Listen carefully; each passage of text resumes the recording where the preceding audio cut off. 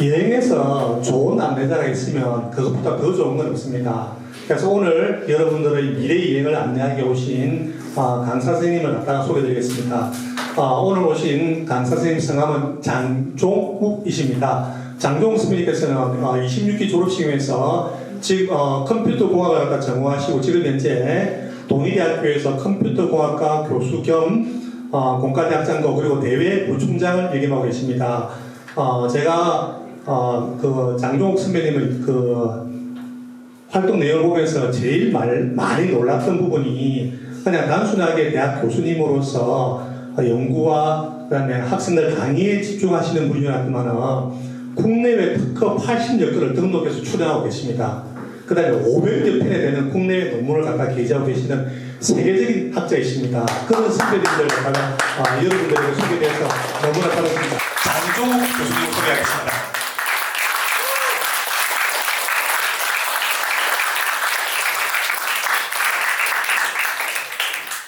네, 저희 3학년 남학생회장 노태인 학생의 인도로 우리 강사 선배님께 인사가 있도록 하겠습니다.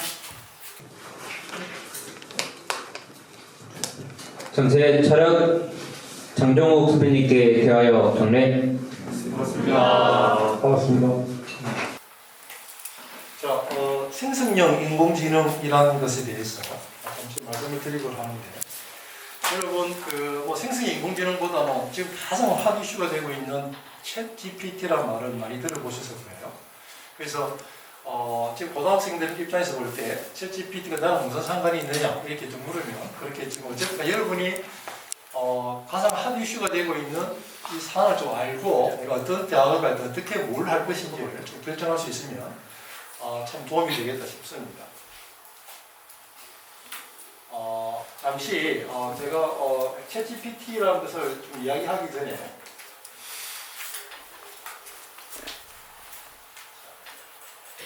챗GPT라는 걸 이야기하기 전에 간단하게 인공지능이 무엇인지를 약간 컨셉을 좀 말씀을 드릴게요.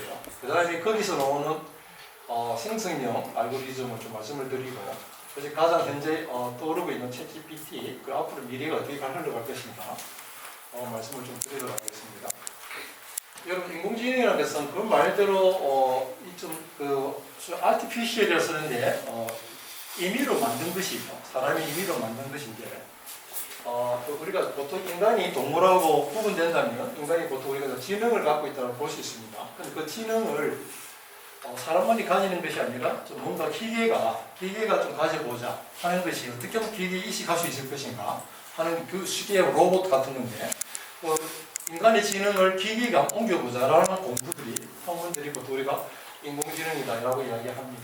그 다음에 강한 인공지능이 있고, 그 다음에 초인공지능이 이렇게 이야기하는데, 여러분 잘 아는 그 알파고 우리 이세돌 구단이 그래도 4승 1패 1승 올렸죠. 그때 알파고라는 그 바둑 프로그램이 생기면서 아주 센세이셔널 그런 걸 일으켰습니다. 어떻게 옛날에는 바둑 프로그램 따면 한 7점 수준밖에 안 됐는데 이세돌하고 붙을 때는 사실 뭡니까 한 10몇 단 실력을 갖고 있는 것이죠. 그때 세계 랭킹이 2위였는데 이세돌이가 그럼에도 불구하고 이기지 못했던 알파고가 등장하면서 굉장히 쇼크를 줬습니다. 그 IBM 왓슨이라는 이걸 어떤 건가 하면, 특히 우리가 지금도 서울대 내신의학과 가보면은 이것이 아니다 아니다 이런 판단할 때 의사들이 현재 정확하게 판단 확률은 51%밖에 안 된다고 해요. 그 둘 중에 하나입니다. 아닐 수도 아닐 수도 있는 것이죠. 그 IBM 왓슨은 동일한 내 사진을 찍고 70% 정도까지 인식을 한다는 거예요. 아니다. 그러니까 결국 관련 의사들이 모여가 회의를 합니다. 이 사람 어떻게 할까요? 회의를 하면서 좀 판단을 못 내려요. 51%밖에 안 되니까. 그러니까 결국은 IBM 왓슨이 묻습니다. 이거 어떻게 되는데 해야 되니 말아야, 수술해야 되니 말아야 물으면 왓슨이 이야기해요. 그걸 듣고 의사들이 최선 판단을 한다고 합니다. 그래서 이 IBM 왓슨은 특히 우리가 암 수술에 굉장히 획기적인 기술을 받아준 것이죠. 이 부분들은 바둑이면 바둑, 어려운 한 부분에서만 우리가 굉장히 뛰어난 성능을 보였다고 하면서 약 인공지능이고, 강ung 인공지능은 우리가 인간과 같은 사고를 할 수 있는 모든 부분이죠. 로봇이 하나 있다면 이제는 의사 역할도 하고, 그죠? 바둑 뛰는 사람도 될 수도 있고, 모든 인간처럼 동일한 개체가 인간의 전 능력을 커버할 수 있는 그런 기술들을 강ung 인공지능이다 말을 할 수 있습니다. 근데 이제 초인공지능이 뭐냐면 이거는 유사한 인간과 능력이 유사하게 나가는 것인데 초인공지능은 뛰어넘는 것이다 이렇게 이야기합니다. 우리가 이제 가장 두려워하는 게 뭔가 하면 이 시대가 언제 올 것인가 이게 가장 문제가 되는 것이죠. 기대가 되기도 하고 이걸 보통 우리가 싱귤레리티랍니다. 싱귤레리티라는데 이거는 지금 소위 로봇이 인공지능 기술이 인간의 전 영역을 뛰어넘었을 때 인간은 과연 무엇을 해야 될 것인가 하는 부분이 아주 지금 소위 이제 다가오는 것이죠. 그래서 이걸 보통 우리가 전문가들이 이 시대를 2030년 정도 보고 있습니다. 앞으로 얼마 남았죠? 7, 8년 뒤면 전 시대를 뛰어넘는 인공지능 기술이 등장할 것이다 라고 얘기를 합니다. 그래서 여러 가지 부분이 있습니다. 인공지능의 머신러닝 부분도 있고요. 특히 아까 보면 주로 인식입니다. 인식인데 어떤 것을 그림을 넣었을 때 이것이 맞다 틀리다 true and false를 만들어냅니다. 예를 들어 아니다 아니다. 그죠? 예. 바둑 같으면 이것이 아주 최고의 점이다. 최고의 수다. 아니다. 이렇게 소위 판별할 수 있는 머신러닝 기법이 있고요. 그 다음에 자연어처리입니다. 인간처럼 요즘 워낙 실이나 여러분 빅스비나 굉장히 우리 사람의 언어를 알아듣는 그런 프로그램 많이 나와 있잖아요. 또 특히 우리가 우리 개인 비서 역할을 할 수 있는 그런 것처럼 그런 자연어 처리 분야도 있습니다. 그 다음에 말하기, 스피치, 시각, 계획, 수립, 로봇공학 이렇게 분야가 되게 많은데 지금은 제가 6가지 정도로 보이고 있지만 이 부분들이 그럼 결국 이 분야 예외는 없느냐 그런 게 아니라는 거죠. 다시 이야기했지만 초인공지능 시대가 되면 전 분야가 인간을 넘어서기 때문에 사실은 내가 이 고등학교에서 공부를 해서 뭘 하지? 자, 그럼 대학 가서 내가 뭘 해야 되지? 라는 데 심각한 소위 뭔가 딜레마에 빠질 수가 있습니다. 그래서 여러분들이 짧은 시간이지만 이것을 듣고 내가 어떤 방향으로 어떻게 선택을 해야 될지를 고민이 되면 좋겠다 싶습니다. 자, 그러면 보통 프로그램이라는 것은 우리 코딩이라는 말을 많이 쓰는데 보통 프로그램이라는 것은 사람이 직접 알고리즘을 짭니다. 짜는데 그럼 인공지능 프로그램 차이가 뭐냐? 간단하게 말씀을 드리면 일반 프로그램은 게임 같은 거 보시면 여러분이 프로그래머가 넣어준 명령어대로만 작동합니다. 거의 더 이상 어떤 걸 할 수가 없어요. 그죠? 그러니까 사람의 한계 내에 있다는 것이죠. 그런데 인공지능 프로그램은 아까 얘기한 사람이 어떤 학습을 하고 인식을 하고 학습을 하고 그러다 보니까 판단하고 추론하는 것처럼 아까 배우는 유에 플러스 알파를 인간이 하죠. 예측을 할 수 있는 것처럼 그런 거 똑같이 사람이 정해놓은 그 부분만 하는 것이 아니라 그러면 시간이 지나감에 따라 원래 정해졌던 그 성능, 그 퍼포먼스보다 더 많은 것을 낼 수 있는 그런 기술이다라고 보시면 됩니다. 예를 들면 이겁니다. 예를 들면 자 우리가 보통 일반 프로그램은 내가 여기 소위 예를 들면 보면 3 곱하기 5는 옵션 프로그램을 짠다면 소위 입력하고 조건을 주면 이제 출력 정답을 만들어냅니다. 그래서 사실은 옵션 프로그램 같으면 어떤 입력이 들어오겠죠. 3, 4, 5 이렇게 들어오면 예를 들어 곱하기 5 5배를 더하는 프로그램 조건을 짠다 하면 이거 뭡니까? 멀티플렉스 5를 곱해주는 이 답을 찾아내면 이걸 프로그램 짜는 겁니다. 이걸 짜주면 내가 어떤 인풋을 넣더라도 이 답을 하면 정답은 늘 이렇게 뜨게 되어 있는 것이죠. 이미 결정되어 있는 겁니다. 내가 어떤 인풋을 넣든 간에 답은 곱하기 5배 이렇게 나오는 거죠. 항상 이건 정해져 있는 거. 사람이 내가 프로그램 짤 때 곱하기 5는 내가 프로그램 짜뒀으니까 누가 10을 넣으면 50이 나오고 40을 넣으면 200이 나오고 이미 정해진 사람이 머릿속에 계산된 그대로 정해진 그 소위 입력을 넣고 이 프로그램을 짜는 거죠. 코딩합니다. 프로그래머가 짜면 거기에 따른 결과를 따라 정답을 내는 이런 형식이 프로그래머가 정해진 규칙입니다. 이게 더 이상 벗어날 수가 없는 거죠.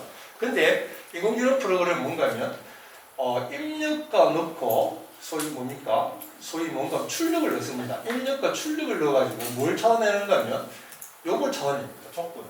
예를 들어 우리가 3하고 15 넣어주고 인풋 4, 출력 12 5, 10 넣어줍니다. 넣어주면 지금 금방 보니까 3이 15가 되고 4가 12가 되고 이게 뭡니까? 아, 중간 조건이 곱하기 3이겠네라고 금방 이해가 되잖아요. 그렇죠? 예. 근데 예를 들어 이거는 뭡니까? 어떤 그 소위 어떤 이 값을 넣더라도 프로그램 수준 자체가 필요하지 않습니까? 이미 이제 조건을 스스로 만들어야 돼요. 이 조건을 만드는 이 조건이 이제 만들어내는데 이 조건이 정확하려면은 아까 들어오는 입력과 출력의 데이터 양이 되게 많아요. 실질적으로 조건을 정확한 조건을 찾아내기 위해서. 그래서 우리가 요즘 빅데이터 시대인데 데이터 양이 많을 수밖에 없는 그런 시대이다 보니까 지금 인공지능이 또 이렇게 또 발전되는 그런 약간 양자간의 관계가 있다 보시면 됩니다. 그래서 제가 어쨌든 이런 인공지능 알고리즘 기술을 통해서 생성형 알고리즘 AI라는 말이 등장하게 되는데 이게 무슨 말인가면 말 그대로 만들어줍니다. 어떻게 만들어주는가 하면 어떤 텍스트나 이미지, 음악 등 이런 걸 내가 뭐 묘사하는 거죠. 예를 들어 미드저니 같은 경우는 예를 들어 오늘 석양을 지는 남쪽 나라의 로마의 어떤 한 지역에 석양을 등지고 가는 어린 소년을 그림을 묘사하다고 이렇게 텍스트 글자를 치면 그 모양의 그림이 쫙 뜨는 거죠. 만들어집니다. 그죠? 예. 그러니까 예를 들어 어떤 인풋을 이렇게 넣게 되면 결국 거기에 대한 결과물을 만들어주는 기술을 생성형 인공지능이다라고 이야기합니다. 예를 들어 되게 종류가 많습니다. 예를 들어 답을 이미지를 만들어주는 생성형 AI 같은 노블 AI, 미드저니 AI. 예를 들어 GCO로 몇 초 안에 생성한 그림으로, 그죠? 예. 이걸 어떤 동일한 질문을 줬을 때, 금방같이 내가 파리 어느 골목길에서 석양을 지고 지나간 어린 소년의 뒷모습을 뭐 그려다오 이러면은 그 내용을 듣고 직접 하다가 그릴 수 있을 거 아닙니까? 이 미드저니가 만들어낸 또 이미지가 있을 거죠. 만들어낸 거 있고 이게 소위 아트 콘테스트를 한 겁니다.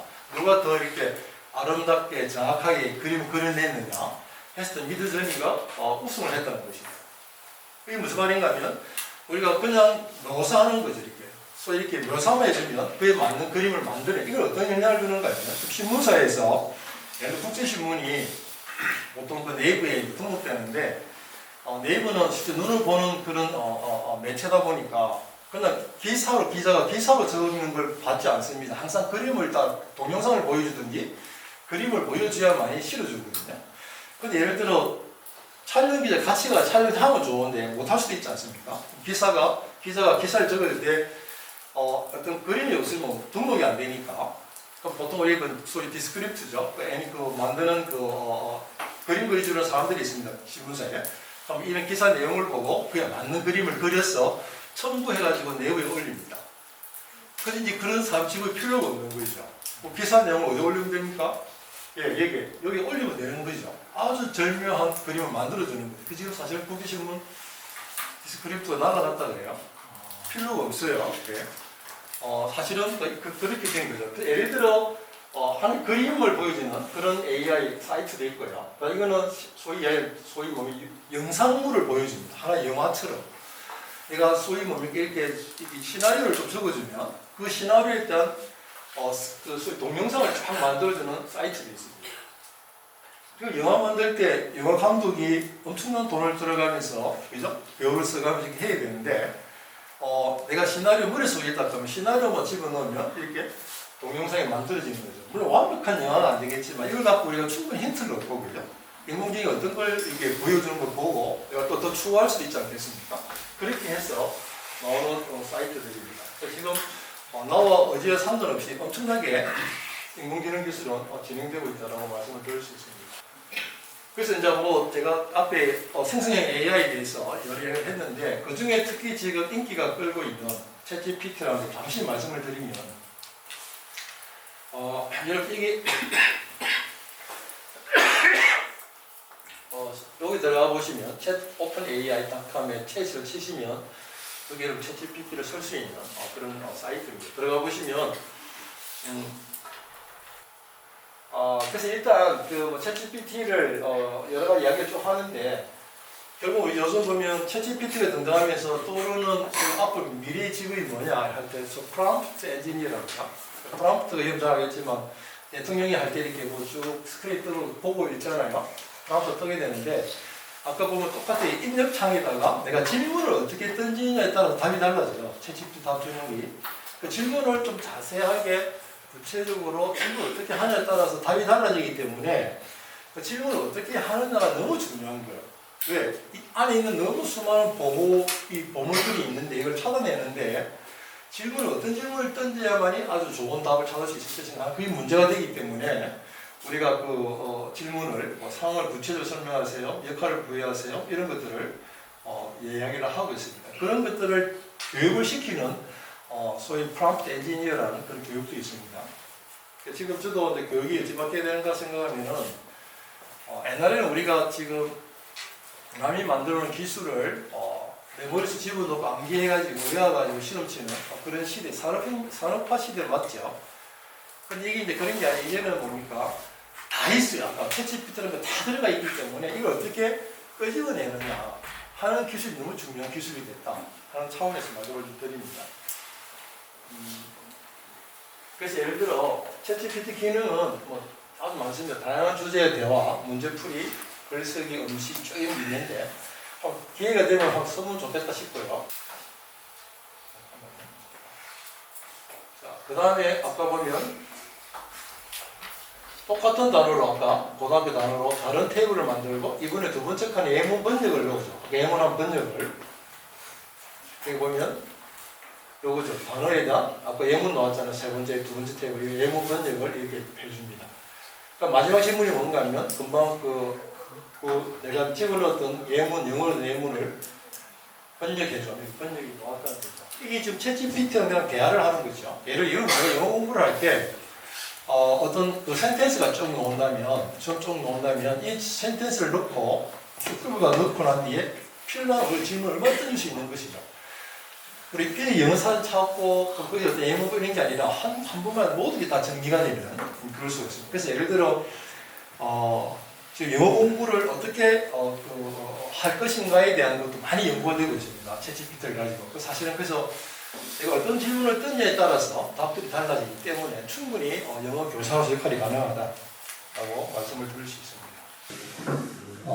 그 다음에 그런 사이에 챗GPT4가 GPT-4가 발표됐는데 뭐 이거는 여러 가지 특징들이 있지만 지금은 아까 보여준 것 전부 내가 그 프롬프트에 텍스트만 넣었잖아요. 글자만 치면 이제는 그림을 넣습니다. 그림을 넣고 그림 넣고 글자 넣고 해도 됩니다. 내가 그림을 넣고 자동차 그림을 넣었으면 이 자동차 안에 이 위에 그림을 보고 자동차 안에 여자가 몇 명이 있니? 라고 물으면 제가 그 그림을 보고 몇 명이 있다고 답을 해줍니다. 이게 결국 뭔가 하면 인풋 들어오는 방식을 텍스트로 한계하는 게 아니라 이미지도 가능한. 그래서 점점점 뭐라고 하겠습니까? 사람이 편리하게끔 내가 이제는 직접 안 치더라도 편리하게끔 그죠? 유도해가는 그런 상황 속에 있다는 걸 보시면 됩니다. 그래서 뭐 시간이 거의 다 됐는데 사실은 이게 지금 챗GPT가 열풍이 개인 생성성 아까 보면 우리 코드 프로그래머가 읽고 필요 없다 그랬잖아요. 그런 것처럼 개인 생산성 자체가 혼자서 다 챗GPT 도움을 받아가면서 일을 많이 할 수 있습니다. 굉장히 개인 생산성은 비약적으로 증가하고 있고, 그죠? 그리고 사회 의사결정 시스템이 옛날 뭐 경험 많은 사람 이런 걸 주로 따라갔지만 이제 그게 아니라 챗GPT 도움을 받고 소위 거버넌스 자체가 바뀌는 그런 상황 속에 있다고 보시면 되죠. 그래서 이걸 갖고 앞으로 어떻게 될 거냐, 그러니까 좋게 해석하는 사람도 있고, 안 된다, 인류 멸망을 초래한다, 이렇게 하는 사람도 여러 사람이 있습니다. 그죠? 그런데 제가 생각하는 부분은, 제가 계속 국제신문에 그 컬럼을 쓰고 있는데, 제가 챗GPT도 쓰고, 앞서 많은 기술들을 좀 쓰고 왔지만, 이번 주 쓸 내용이 뭔가 하면, 인공지능 리트러시를 해가지고, 사실은 피해갈 수는 없어요, 이걸. 피해갈 수는 없고, 우리가 어떻게 하면 일반 국어 문해력을 이야기하듯이 인공지능을 다 오는 기술이다 보니까 이거 그냥 내가 난 몰라 난 아니야 라고 하는 게 아니라 우리가 파도가 왔을 때 그걸 보니까 서퍼들은 높은 파도 올수록 좋아하잖아요. 재밌게 탈 수 있으니까 오는 그 환경들을 그냥 피해가는 것이 내가 즐겁게 받아들이는 내가 단지 뭡니까 이런 기술들을 내가 보고 소위 뭡니까 판단하고 이렇게 가야지, 안 저렇게 가야지라고 판단하고 비평하고 해석할 수 있으면 되게 중요하다. 근데 사실은 현재 고등학교, 중학교 그런 게 없거든요. 아마 내가 볼 인문지능 리트러시가 굉장히 앞으로 떠오르는 어떤 분야가 될 거라 생각되는데, 어쨌든 우리가 이런 부분들을 많은 사람들이 이렇게 뭡니까? 이분은 찬성하는 편이고, 이분은 뭡니까? 멜망하듯 이야기 주장하는 분들이 소위 이게 한 5대5 정도로 막 팽팽한데, 저는 어쨌든 간에 이 팽팽하든 안 하든 간에, 결국 오늘 우리 물결을 피할 수는 없습니다. 피할 수는 없고, 내가 이걸 어떻게 맞아들일 것인가 하는 게 너무 중요하다. 그런 차원에서 내가 정말 깊이 있는 기술은 모른다 하지만 이걸 내가 조금 받아들여져서 최소 이걸 내가 하려고 해야 되겠다? 안 해야 되겠다라고 판단할 수 있는 그런 수준까지 가면 좋겠다 싶습니다. 그래서 여러 가지 이야기가 있을 수 있는데, 저는 그래서 앞으로의 떠오르는 직업들을 많이 이야기를 하더라고요. 한 10가지 이야기 하던데, 내가 읽어보니 그 8가지는 다 컴퓨터공학 전공자들이더라고요. 그래서 사실은 여러분이 인문계를 가든 공대를 가든 간에 내가 인공지능을 피해갈 수는 없습니다. 나는 상대니 관계없어가 아니라 상대 결국 의사결정도 뭡니까? 이런 인공지능 프로그램을 도움을 받을 수밖에 없거든요. 그걸 내가 아까 보면 인공지능 리트러시를 내가 어느 정도 알고 있느냐 모르겠다가 너무 판단이 달라지기 때문에 그런 부분을 좀 잘 고려해서 미래를 선택하면 좋겠다 싶습니다. 시간이 바빠서 도통이 마치는데요. 감사합니다.